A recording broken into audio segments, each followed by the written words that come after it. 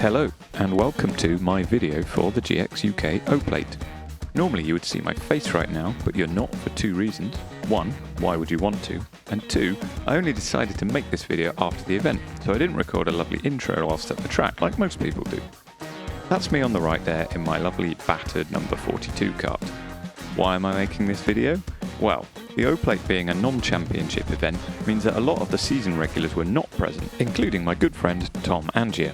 And given that Jake Sharrock can't even tell us apart, I felt that there was a gap in the market this week for an extra video. Plus, the racing was some of the best I'd had all year, so it will hopefully be quite interesting. Now, if I'm going to do all this YouTube stuff properly, I need a snappy name and a logo. So I was thinking, Man Goes Motorsporting. Okay, maybe not. Don't sue me, Tom. I don't have a logo, but in the unlikely event that anyone from outside GX is actually watching this, don't bother to like and subscribe because this is probably the only video I'll ever make. And with that, let's go racing. So here we go, out the pits. Now, if you've watched a lot of other GX UK videos, you might not have seen me very much. I am very much a midfield runner. I am no way the fastest. Did manage a third place in a heat once this year. That was the absolute peak of my glory. So I'm not expecting loads here, and even worse, I've been pretty slow on practice day. I'm actually much further off the front runners than I normally am, and there's a lot of very fast guests. But that doesn't mean we can't have fun. The main guys I feel like I'm racing this weekend is Paul Hanley, who you can see right in front of me, and Tom Butler, who I think is just behind me. We are starting 10th on the grid here. In a minute you might see Alex Van Gien on the right, who I like to have a good battle with, but he is, I have to admit, faster than I am. And so we're coming round. What's interesting here is that because it's non-championship rules, a lot of drivers have got brand new tyres. I didn't bother. It's meant to be a budget series. I'm not spending 130 quid for one race. But the people who have got the tyres have not scrubbed them in, and that includes Paul, who's in front of me. And so, although I think he's someone I can race, I know he's going to be kind of slow for a lap or two whilst he scrubs those in, and then he's going to be really fast. So, for me, my goal off the start here is to try and overtake Paul. So, let's see how we do. We're going for the green light. We're into turn one. Little bump on Paul, sorry. Don't know if someone hit me behind. Going okay from the first corner. There's a bit of chaos, but it's not too bad. And I feel like there's a little gap. I haven't got the speed to get into it. Paul comes in and covers me. And we're going into the hairpin. I've got a big bump from behind. I bump into Paul. It's all chaos, but thankfully nobody's gone round. I'm not really sure if I've made up places or lost any. I've got a little bit of a run on Paul here, but we bump him again. But I think that was a nice little love tap. Alex is up the inside there, but he doesn't quite manage to make it stick. And then so we're taking a tight line into turn one. And we're still sitting behind Paul. One good thing though is that Tom Butler has not appeared, so I'm ahead of one of the people I'd quite like to beat. We're going into the back end hairpin. I don't know what any of the corners are called, other than I know whether I was any good or any bad at them. We're coming up to the chicane, which I was terrible at, but we'll talk about that more later. Got a little run on Paul, who's got Tyler in front of him. Tyler doesn't look like he's had a good go through the chicane, so we're going to push Paul through on Tyler. We both get through. So that's a place made up. Tyler's in his first race off novice plate, starting, I think it was third on the grid, so that was a bit of a baptism of fire, but he's had a decent first lap. So we're coming up to the chicane, still kind of sticking with Paul, just about, another tap. And just in front you can see Steve Gross there in the grey. Steve is the daddy of GX Series. He will help anybody get on the grid and offend the hell out of you while you're doing it. But he is a very fast driver, but he's driving a Pro Kart chassis, which is way too stiff for this series, so he's kind of slow. So I know that he's likely to hold up Paul and I as we approach him. So we're going into the back end of the circuit. Things are starting to settle down. I feel like Paul's starting to get some pace now. So I want to try and stick as close with him and get through Steve as fast as possible. Paul has a look but doesn't make it. I therefore get to close right up. I don't know who that is ahead of them, but we're or what position we're in by this stage. But we're following now, and Paul's got so much speed there, so he goes, I try to follow through, but a little bit of contact with Steve, can't quite make it work. So I've lost a load of ground now, so I need to make that back up as fast as possible, not lose sight of Paul. But obviously I have got to get past Steve myself. Don't know how difficult that's going to be. As I think I've mentioned already, that's a point. I'm saying we. I watch everyone's videos. Everyone always talks about themselves as a we. I don't get it. And I told myself when I was going to start making these videos that I was going to say I and not we. And here we are. I've just said we about 5 times. So, oh well. Never had any idea how I was going to do it, this commentary thing. I've always kind of wanted to try it. Didn't know if it was going to be any good. Steve has a moment there in the chicane, but I can't quite make it work. Lose a bit of momentum just with a slight tap on the exit, and then someone's coming along. That's Anwar, though. Not too bothered about that. We know he's going to be one of the leaders of the weekend, so it's losing a place to Anwar's not a problem. Following turn 1, though, still want to try and get ahead of Steve at some point, but Luke gets straight past me. Luke's another fast guy, but that was a bit silly. I left the door wide open there, wasn't really paying attention. Get a bit of a run back down to the other end of the circuit, but it's not enough to make it work. Anwar and Steve are fighting, so maybe there's a chance for me. Luke and I both caught them up a little bit, but it looks like Anwar's about to get the move done. He does do. I'm then trying to follow Luke, but I run too wide, but actually works quite well because I then get to dive up the inside of Steve on the next hairpin, and that's job done. So that's good for me. I think they're now the only people, apart from maybe Paul, everyone in front of me is someone I'm not concerned about, so I just want to consolidate this position, not lose any more spots. We're coming up to that chicane. Maybe I can learn something by following these guys, but you can see although I gain on the entrance, I lose a lot more on the exit, so anyone's got any tips for how to get better on that chicane, I would really appreciate it, because I've struggled with it all weekend. And then also I struggled with this double hairpin coming up, but we're going to skip on. There's not much more happening now until the last lap or so. So we're coming back up to the chicane, the double hairpin, and just as we get there, we suddenly find Luke is on the grass. I don't know what happened. I thought I'd have some good footage of that, but it turns out I was too far back, but gain a place, so I'm happy about that. And then all of a sudden, out of nowhere, Alex Van Gien just dives up the inside. Bit frustrating to let that go as quickly as that, but he is a lot faster than me, so I don't really mind. I'm just going to try and stick on him. I know there's not much of the race left. I'm right there at this section, but then I lose a bit of time in this back hairpin, and then we're coming down the straight. So we've just got to try and stay close. We've got the chicane again. Let's see how I do this time. I just lose a load of ground on the exit. A bit annoying, but so last lap board is out. We need to just hold this position. I think there is a couple of people behind me, I'm not too sure, but now get ready to watch out on the left-hand side as entering stage F. We are about to see Robbie. Robbie is another of Jake and Matt's Lancaster offspring. I don't know where they find them all from. I hope he's been to the clinic, but he does an absolute dive bomb move on me, but I get the cutback and the run down that straight, so I get the move there, and I try to run wide on the exit to make sure he can't cut back, but you can't see it on the camera. We actually make a little bit of contact, and it pushes Robbie into the wall. He does get a bent track rod from this, which I'm very sorry about. I felt quite guilty at the time, but from talking to him afterwards, it was okay. The move wasn't on. He was too far back. I had the right to the space, but you know, if we'd been in Mexico, probably would have got a 20-second penalty, so that was lucky. But yeah, sorry Robbie, and I'm glad it's all right. I'm now defending down to the checkered flag because someone's right behind me. I thought it was still Robbie. It was actually Tom Butler, which we now find out as Tom's about to appear on my inside, so I didn't realise that Robbie had been in the wall at this point. But that was a really great race. Finished 8th or 9th. The Alpha Live was a bit messed up. It put me 8th, but I think it was actually 9th. But I was really happy with that. I hadn't expected much. I'd been slow on Saturday, as I said. So to finish that in that position was really happy, and my lap times were much better too. Moving on to Heat 2. For this one, I was starting in 2nd. It's my first front row start off the random grids in ages. And with so many quick people behind, I wasn't sure how well this was going to go. Alex Van Gien is on pole to my right, and we're just going to be a case of damage limitation here, and let's hope we can stay maybe top 10 and not have any major incidents. So let's see what happens. Okay, coming up to the line.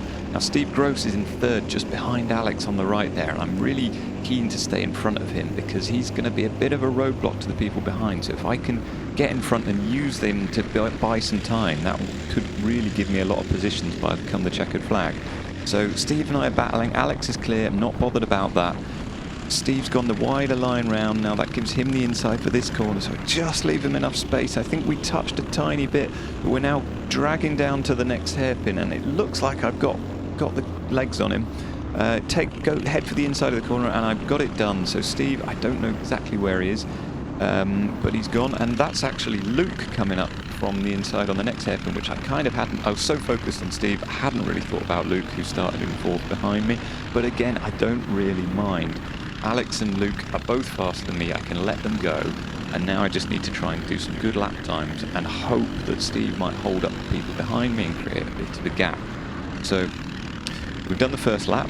It's gone pretty well. I'm happy with this. We're going to see how long we can hold this for. One thing I did for this race was I changed my sprocket. I went up a tooth, thinking I needed that little bit more acceleration. I thought I was running lower gearing than most people for the weekend. We get a little tap there on that hairpin. Not sure if that was Steve or somebody else, but it could have even been a moment of oversteer. Not sure, but I managed to hold the position. You can just see there that Luke has taken Alex for the lead, which I know Alex will be disappointed with. But Luke was definitely the surprise full package for the weekend. He did really well. Not much happened for a bit there, so we've skipped on. As you can see, the guys have built a gap to me, but it's not massive. So we're just holding. I think I know now that people are coming. You can just see the shadow coming. I don't know who it is yet. It's Anwar though, and what I didn't realise was that Sam Dimelo, who's also really quick, was right behind him. So annoying to lose 2 places, but 2 guys, again, I'm not worried about. Sam gives me a little let's work together nod, but we know that's not going to happen. I'm nowhere near quick enough for that. So we're just holding on. Still going okay. We're a few laps in, and we've only dropped to 5th, which is pretty good going. As I said, hopefully Steve gave me just that little bit of a gap, bit of time. Thanks, Steve. You've always looked out for me. So we're following these guys. There's a yellow flag there. I'm expecting to lose time to them, but you know what? I'm not losing as much as I thought. Although going back to the gearing change, I was running lower gearing than most people for the weekend. I was worried about blowing up my engine because it was revving so high. I kind of caved after heat 1 and went up a gear because I felt like I needed that acceleration, and I did get it. I could feel I had the better acceleration, but I only found out after my lap times were actually slower. I was clearly down on top speed, so that was I couldn't decide whether to stick with it or not, but we'll deal with that after. There's obviously nothing I can do to change it during the race.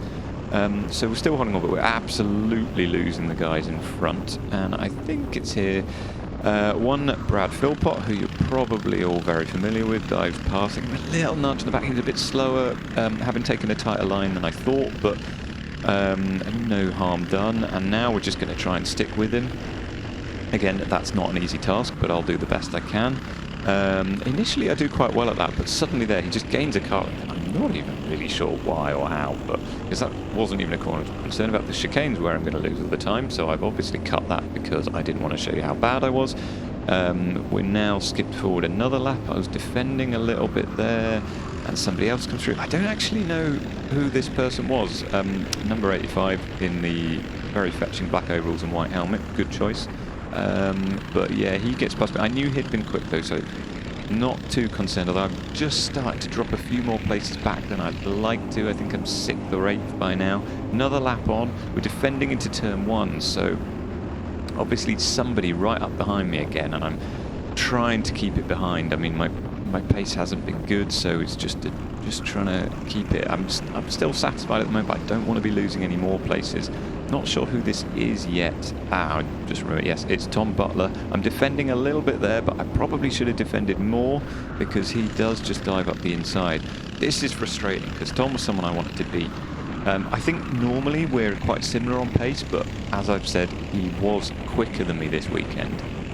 Certainly on lap times, he had the better of me. Not much. I just couldn't seem to figure out getting much quicker. He's checking I'm there, and he's also asking me to work with him, but I'm not really close enough. So we gain a little bit in the chicane, but lose it on the exit again, so I thought maybe I'd get the chance to have a look. Now, something interesting that's just about coming up here, you can't quite see it, maybe you can. there was juniors on the track with us. It was a split grid, and we were told we had to give the juniors a really wide berth and get nowhere near them, or we would get penalties. And this junior backs off under blue flagged to let people through, but then for some reason he comes right back onto the racing line just through that double hairpin, just as I'm catching him, and there's nothing I can do. I can't get round the outside. I have to be really slow. And what that does, I know there was someone else a bit behind, and I lose so much time. It's not as good of a video as I thought it might be, this section, but for me this was really high pressure because I knew I was defending really hard with someone right on my bumper. Doesn't really show here, but I'm trying to make no more mistakes because I think we're on the last lap and I don't want to lose another place. Already slightly annoyed about losing to Tom, and especially as I had enough of a gap to hold it, but then the junior cost me a bit of time. But it looks like we've got it done. We're going to keep to the right to get the shortest line to the line, and there is the checkered flag. So we are safe, and I think that was another 9th place. Again, I'm not really sure.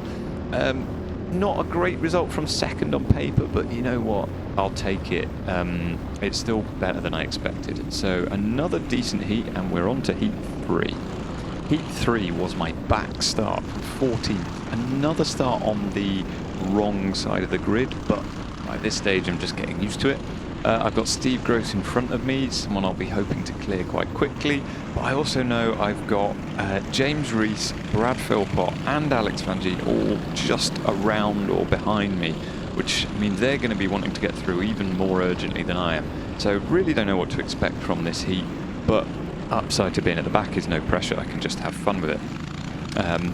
So we're coming up to the line, and unfortunately I just get the timing a little bit wrong, and Steve gets a massive gap on me as everyone accelerates, which is initially quite frustrating, but weirdly it's going to actually work quite well for me because a bit of space opens up here and I managed to drive in, or at least nearly, but then Luke and Steve just closed the door and I don't quite get into the hole, which would have been amazing if I had. Steve looks like he might have spun there. I don't know if I tapped him. I don't know if he did spin. I hope I didn't. If he did, I'm really sorry. Not a lot I don't think I could do about it. We're now on the back straight. I've got up the inside of Tom Butler, which is amazing because he started much further forward from me. Now I've got James Birch, a series organiser, in front of me, and on the cold tyres he just gets it a little bit wrong there and gives me the run, so I get up the inside, but Tom Butler's done an even better job and he's got up the inside of both of us, a double overtake for him, and frustrating because he is one of my targets. I get a little bit of a look up the inside on that back end hairpin, but not enough to get it done. I think I just slid a little bit with my cold tyres. So we've made up some places. I don't know how many, but it's actually been a pretty good first lap. I think Tom Butler started 6th, so I don't know if he had a bad start or what happened, but now my main goal is trying overtake Tom. If I can do that, I'll be really happy.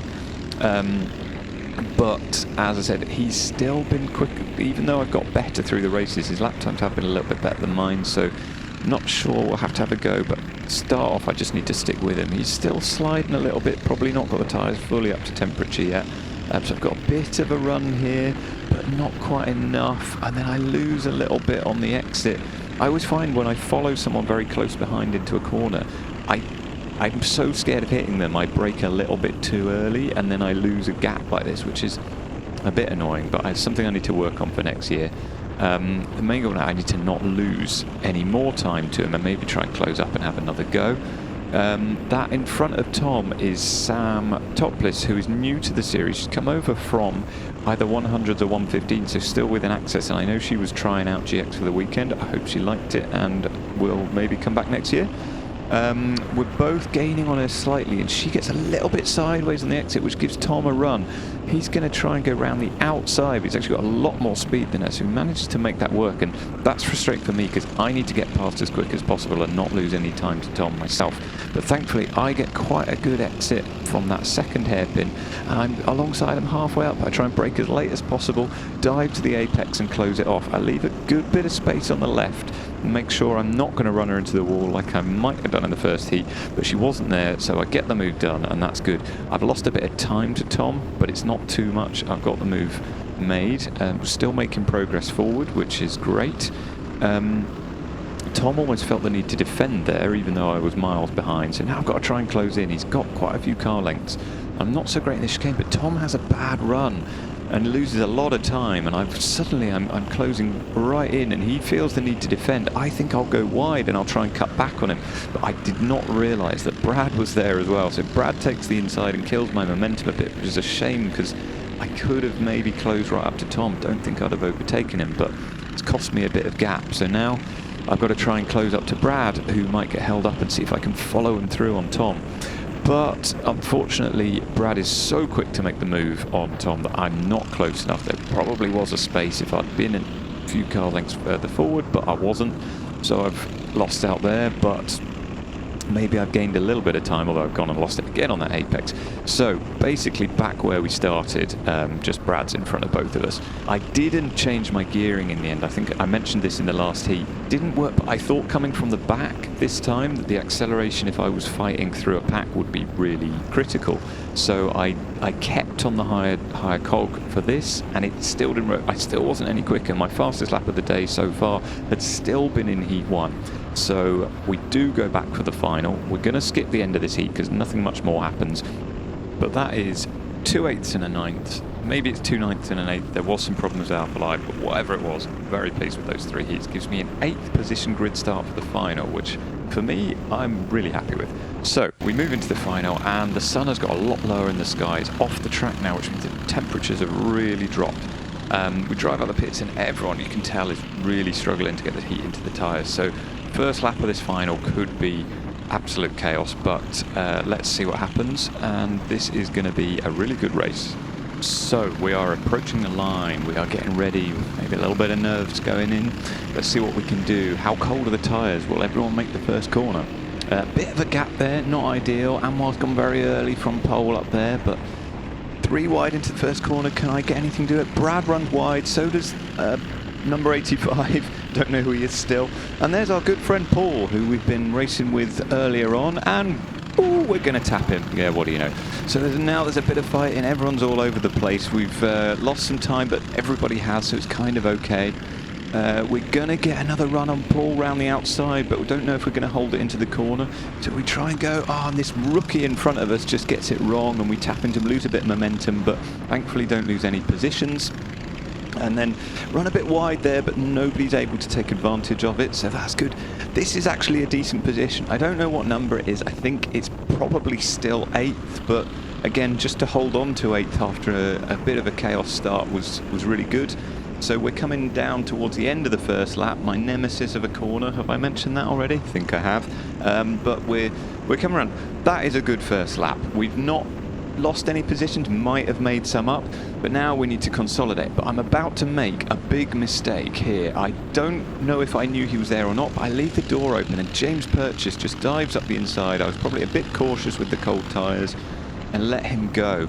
Now this proved to be a mistake in terms of my finishing position because it hampered me all race, but you know what, it turned this into the best race of the year for me. This is going to go on to be a big 4-way battle. Sorry, spoiler alert. But in the meantime, I'm just thinking, right, I've lost this position to JP. I need to get past. He's the series organizer, so we've got to be clean. But he's actually a very fast driver. The problem is he found his car in a skip, or at least I think he did. It was an absolute state when he turned up for the weekend. Rust everywhere. None of the bits were working. And I think he's then bribed other competitors from the series by offering them favourable scrutineering decisions next year maybe, or favourable stewarding decisions. So he bribed them all into helping him sort the car out. So by the final he's actually got an okay car here, but I think it's still slowing him up a little bit. And I do feel like I should have the pace to catch him. Initially I'm not, but I think I've got a bit more temperature in my tyres now, and I'm just starting to close him down and getting my focus together. I'm starting to focus on getting up to the back of James, getting that slipstream, and then thinking about where I might be able to make a move. I seem to be, this middle section of the lap seems to be where I'm strongest, so trying to close him down here, and then I always seem to get quite a good exit here and close people down here, but it's hard to make any moves into that back end hairpin. But as you can see, I've done exactly what I thought. I've closed right up, and for once not even lost it on the exit, so that's been great. He's coming into the chicane. I'm gaining quite a bit, He actually has a really wide moment there, so can we do anything with this? He knows he's made a slight mistake, so he goes super tight on the inside. So I try to go round the outside. It's a bit risky, but I couldn't wait and sit behind him. And I feel like I've got a tap there, and then, no, both Alex and Paul have dived up the inside. So we give Paul a tap for old time's sake, and suddenly I've just lost 2 places when I thought I was going to gain 1. And Alex has got through on JP, so I know he's going to be fast and he's going to disappear. But Paul I really want to beat, so we're going to have a look down the inside, but it's not enough. Give him another tap, and then I really want to get into this battle, but just look ahead there. JP has got back past Alex, which I think Alex did say later that was a big mistake from him, but it really helped because I was thinking, I know I'm not faster than Alex, but JP I might just be quicker than. So if he can hold these guys up and make it a fight, I can get back on these guys. I've lost a bit of ground, but I want to get right in there and make this a 4-way fight and try and get some of those positions back that I've lost. So initially not doing so well, but I can see that they're fighting, so that's going to work well for me. As long as they keep fighting, I can get back there probably quite soon. JP's doing a very good job though. He's driving out towards the wide line, which gives him the inside for the next corner. Paul gets up the outside of Alex, but doesn't quite make it work, although he gets the inside for the next corner, so he does. Now they've swapped positions again. I'm getting a great view of all this racing. You guys are too. But that fighting has meant I am now back with them. This is good news. So we need to just try and keep closing. I'm not close enough to make any moves yet, but I am close enough to hopefully get a bit of slipstream if I don't make any more mistakes. Because what I need to be is right on them on the back straight to make up for my loss of time in the chicane, which I have managed to do. So now we can hopefully get a sort of 4-way slipstream off these guys and then see what happens, see if they make any mistakes. Especially as JP seems to be the other person who's not so good there, and it gives me a chance. He goes defensive again. I've lost ground as is normal, but I'm going to make it straight back up again. Alex is fighting Paul. He pushes Paul wide. That slows them both down a bit. He doesn't actually get the place, but I get a run up the inside of Alex, and I'm too cautious on the brakes. Alex goes straight back through. A bit silly of me there. And we're following now, but we're much closer altogether. I've got another run on Alex, but he covers it off really well, so I give up on that one and just try and get the natural racing line, see if I can carry the speed around the corner.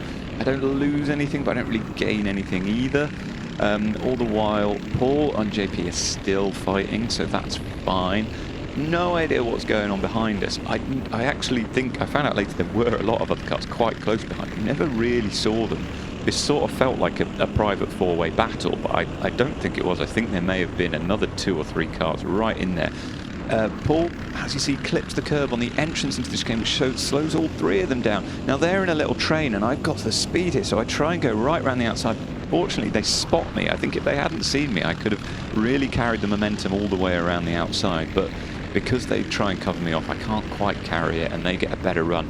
Alex gets up the inside of Paul, another tap for good measure. But we're still just right on this train. I haven't really managed to get any moves done, but it's still good fun trying and fighting. Here we go though, we get a run on Paul. We're going to try and dive down the inside. He gets held up by Alex, and I managed to make it work. Run out wide, and that gives me the position. So finally I've made up one, really happy with that. And Paul probably being the one of these that I cared the most about beating. I've mentioned I feel like we're the same pace, even though he was quicker than me this weekend, but I think in the previous 2 rounds I beat him in one, he beat me in the other, so we're probably quite even. But what this has unfortunately allowed is that Alex and JP have got away, and I know that that's going to make it easier for Alex to try and make a move, and if he gets past, he will definitely escape, so we don't want that. But they're fighting again, so hopefully this is the chance to catch up. Really want to do it, but now you can see up there's a junior. Alex gets the run on JP, but you can see JP pointing out the junior because they're not supposed to be passing. It's treated like a yellow flag, so they all have to back down, and we're all really slow and checked up. It brings us back a little bit together, and JP keeps the place, arguably using his status to his advantage there, but you know, we don't want to be touching those juniors, so it's all fair enough. And actually I'm happier with this because it gives me more of a chance to try and catch up with the pair of them. Not having to be too defensive here, so I guess I know Paul is close behind. He's never more than a couple of car lengths, but maybe he's not right on my bumper, so I'm not having to force it too much. I'm not going defensive there, so I think we're okay. But I'm also probably a little bit far back to be getting slipstream coming out of here unless I can do anything with it. So they go to the inside again. I'm happy to stick with the outside, not too concerned about Paul. Alex is trying all over the road, but he gets a great cut back. JP loses the ground. I get a run on JP, but I'm on the wrong side of the track. Really, it's going to be hard to do anything from here. He covers it well, so I can't make the move, but at least I'm right back on them. Now, Alex being ahead means he's probably going to drive off unless we can get there very, very soon. I get the run on JP. I'm going to dive down the inside. It's a bit risky, but we managed to make it. Now, I know I have to leave the gap on the outside, and I do. Unfortunately, JP manages to carry the speed, and he gets back up me the inside for the next corner. Bit of a shame, because that was possibly going to be my only chance. I'm close here, but there's no real way past. Alex is already disappearing, so it's a bit of a shame. I've maybe got a chance here, but I need to be good in this chicane. I'm right on JP's bumper. Can I do anything? But again, I just lose ground there. In fact, I lose a lot of ground. A really bad chicane for me. And now I'm defending because Paul's obviously right there. I'm really defending, so Paul must be close. There's not long left in this race now, so I'm starting to think maybe, you know what, let Alex is long gone anyway. JP, maybe I can catch him, maybe not, but I'd really like to keep Paul behind me at this point. So maybe it's time to think about defending, but with half an eye forward still on JP. So we're gonna try and stay there. Now the race does finally calm down a little bit here. There's a couple of laps to go. I could skip on. It is actually not, there's not so much going to happen, but I'm going to use this moment as it's nearing the end of the video, and I never filmed an outro at the track, to just say what a great year this has been racing in GX. Big thanks to James Cannon and James Purchase in front of me. They've put on an amazing season. Guessing if you're watching this, you either race with me, or maybe you found this because you also watch Brad's videos, you maybe watch Tom Angula's videos. If you're thinking of joining and you've seen theirs and you're thinking, oh my god, they're so fast, what's the point, I'm not going to win. I've never won, it doesn't matter. I'm in the midfield, it's really fun. You don't have to be as quick as them to have a good time. The ethos in the paddock's amazing, so give it a go. There's a novice grid as well, which I, by some miracle, never actually had to be a part of. I think I joined early enough to avoid it. But so you can join that, the pressure's off, you're at the back, you can just have fun. Everybody helps everyone out. So go for it if you want to. It's a great budget series. I will say, I feel like there's a narrative that you can get on the grid for £1,000. I think that's not really the case. Like, yes, you can buy a car for £1,000. In fact, if you're JP, you can find one at Skip. But if you buy a car for £1,000, you're gonna need spares. If you're not that experienced, you're gonna have a crash at some point, and it's gonna cost you 300 quid. I did it in an early round, and I was really annoyed. That's the final lap board there. So, oh, we're defending. Paul must be right on me now again, and I know I don't want to give up the place. So, just trying to keep him back off me. But as I was saying,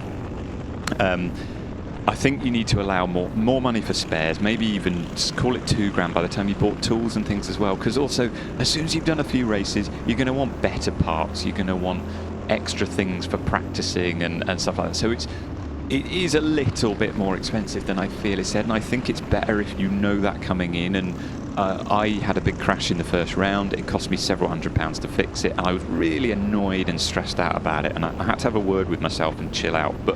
And I did do, and from that point, it took me a couple of rounds, but I really got into it, and I started enjoying the racing so much more. And finally, at the end of the year, in Ella Park in the last round, and then here, I managed to get 2 great results, and that I've been happy with. Top 10 finishes in the final, which is probably above my actual pace. Like, other people are setting faster lap times than me, but I've somehow managed to do it with a bit of solid racecraft.